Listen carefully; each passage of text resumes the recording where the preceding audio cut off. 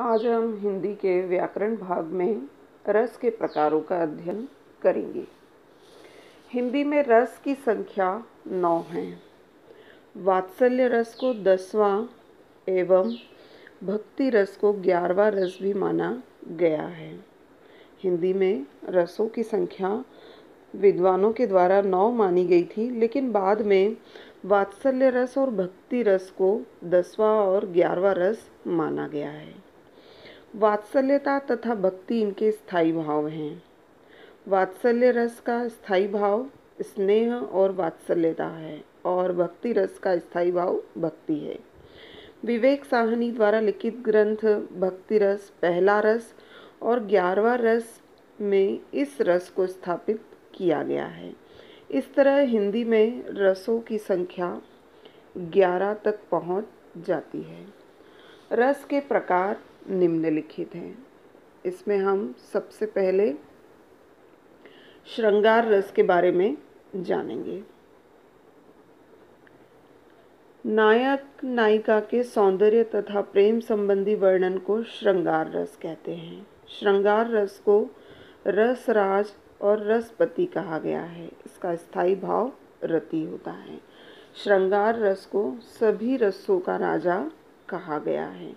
जहाँ काव्य में नायक और नायिका के सौंदर्य और प्रेम का वर्णन हो, वहाँ पर श्रृंगार रस होता है। श्रृंगार रस भी 2 प्रकार के होते हैं, संयोग श्रृंगार और वियोग श्रृंगार। जहाँ मिलन के भाव का वर्णन हो, वहाँ संयोग श्रृंगार होता है, और जहाँ बिछड़ने के भावों का वर्णन हो, वहाँ पर वियोग श्रृंगार होता है। इसका उदाहरण देखिए। बतरस लालच लाल की मुरली धरी लुकाए, सौह करे बहुहनी हंसे देन कहे नटी जाए। अब अगला रस देखिए, हास्य रस। हास्य रस का स्थायी भाव हास है। इसके अंतर्गत वेशभूषा वाणी की आकृति को देखकर मन में जो प्रसन्नता का भाव उत्पन्न होता है, उसमें हास की उत्पत्ति होती है। इसे हास्य रस कहा जाता है। दूसरे शब्दों में किसी भी व्यक्ति की विचित्र आकृति और वेशभूषा को देखकर हमारे मन में जो प्रसन्नता का भाव उत्पन्न होता है, उसे हास्य रस कहते हैं। इसका उदाहरण देखिए। बुरे समय को देखकर गंजे तू क्यों रोए, किसी भी हालत में तेरा बाल न बाका होए। ये तो हुआ हास्य रस। अब अगला देखिए, रौद्र रस। रौद्र रस का स्थायी भाव क्रोध होता है। जब किसी एक व्यक्ति के द्वारा दूसरे व्यक्ति का अपमान करने या अपने से बड़ों की निंदा की जाए, और निंदा करने पर जो क्रोध उत्पन्न होता है, उसे रौद्र रस कहते हैं। इसका उदाहरण देखिए। श्री कृष्ण के सुन वचन अर्जुन शोभ में जलने लगे। शोभ यानी क्रोध।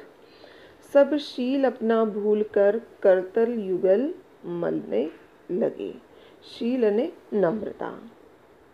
संसार देखे अब हमारे शत्रु रण में मृत पड़े, करते हुए यह घोषणा वे हो गए उठ कर खड़े।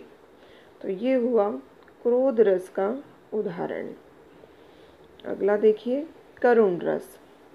इसका स्थायी भाव शोक होता है। इस रस में किसी अपने का विनाश या अपने का वियोग एवं प्रेमी से सदैव बिछुड़ जाने या दूर चले जाने से जो दुख या वेदना उत्पन्न होती है, उसे करुण रस कहते हैं। इसका उदाहरण देखिए। रही खरकती हाय शूल सी पीड़ा, पुर के दशरथ के, ग्लानि त्रास वेदना विमंडित शाप, कथा वे न कह सके। यानी करुण रस में क्या होता है, कोई अप्रिय समाचार सुनकर हमारे मन में जो भाव उत्पन्न होता है, उसे करुण रस कहते हैं। अगला रस है वीर रस। वीर रस का स्थायी भाव उत्साह होता है। जब किसी रचना या वाक्य या वीरता से संबंधित कार्य को देखकर हमारे मन में जिस भाव की सृष्टि होती है उसे वीर रस कहा जाता है। इस रस के अंतर्गत जब युद्ध या कठिन कार्य को करने के लिए मन में जो उत्साह की भावना विकसित होती है उसे वीर रस कहते हैं। इसका उदाहरण देखिए, बुंदेले हर बोलो के मुख से हमने सुनी कहानी थी, खूब लड़ी मर्दानी वो तो झांसी वाली रानी थी। इन पंक्तियों में उत्साह का भाव होने के कारण यहाँ पर वीर रस होगा। अगला रस देखिए, अद्भुत रस। अद्भुत रस का स्थायी भाव आश्चर्य होता है।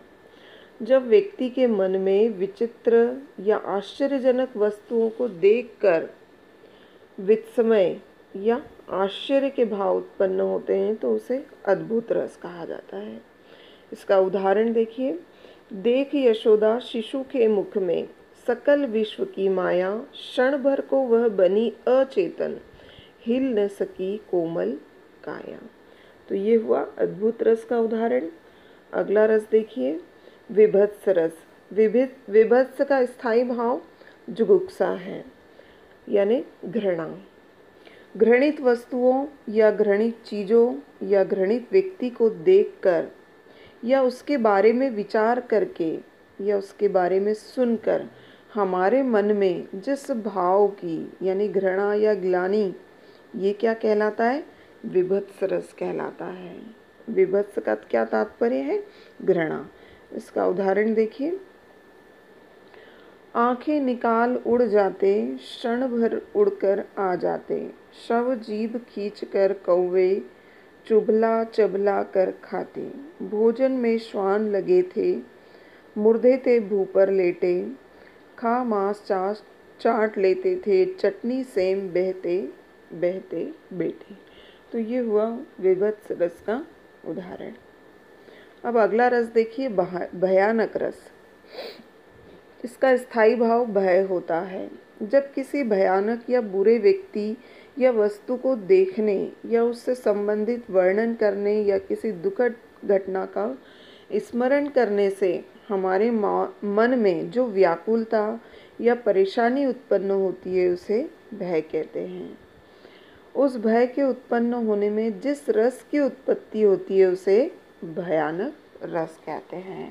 यानी हमारे मन में जब भय का भाव उत्पन्न होता है तो उस समय भयानक रस होता है। इसका उदाहरण देखिए, अखिल यौवन के रंग उभार, हड्डियों को हिलाते कंकाल, कचों के चिकने काले व्याल, कैंचुली कांस सिबार। तो ये हुआ भयानक रस का उदाहरण। अगला रस देखिए, शांत रस। इसका स्थायी भाव निर्वेद है। मोक्ष तथा अध्यात्म की भावना से जिस रस की उत्पत्ति होती है उसको शांत रस नाम दिया गया है। इस रस में तत्व ज्ञान की, संसार से वैराग्य होने पर और परमात्मा के वास्तविक रूप का ज्ञान होने पर हमारे मन को जो शांति मिलती है तो वहाँ पर शांत रस की उत्पत्ति होती है। अब इसका उदाहरण देखिए, जब मैं था तब हरि नहीं, अब हरि है मैं नाही, सब अंधियारा मिट गया जब दीपक देखा माही। तो ये हुआ शांत रस। अगला रस है वात्सल्य रस। इसका स्थायी भाव वात्सल्यता है। वात्सल्यता से तात्पर्य प्रेम या अनुराग। माता का पुत्र के प्रति प्रेम, बड़ों का बच्चों के प्रति प्रेम, गुरुओं का शिष्य के प्रति प्रेम, बड़े भाई का छोटे भाई के प्रति प्रेम आदि का भाव क्या कहलाता है? स्नेह कहलाता है। और यही स्नेह भाव पुष्ट होकर वात्सल्य रस कहलाता है। तो ये हुआ वात्सल्य रस। वात्सल्य रस का उदाहरण देखिए, बाल दशा सुख निरखी, जसोदा पुनि पुनि नंद बुलावती, अचला तल तरले ढाकी, सूर प्रभु दूध को पियावती। तो यहाँ हमने वात्सल्य रस और वात्सल्य रस का उदाहरण देखा। अब अगला रस देखिए, भक्ति रस। इसका स्थायी भाव भक्ति है या देवरति है या ईश्वर के प्रति प्रेम।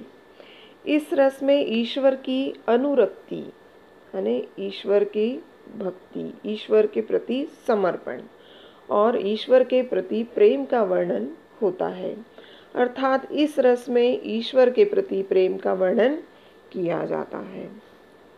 इसका उदाहरण देखिए, असुवन जल सींची सींची, प्रेम बेली बोई, मीरा की लगन लागी, होनी हो सो होई। तो ये हुआ भक्ति रस और उदाहरण। तो आज हमने रस के विभिन्न प्रकारों की परिभाषा और उदाहरण का अध्ययन किया। बहुत बहुत धन्यवाद।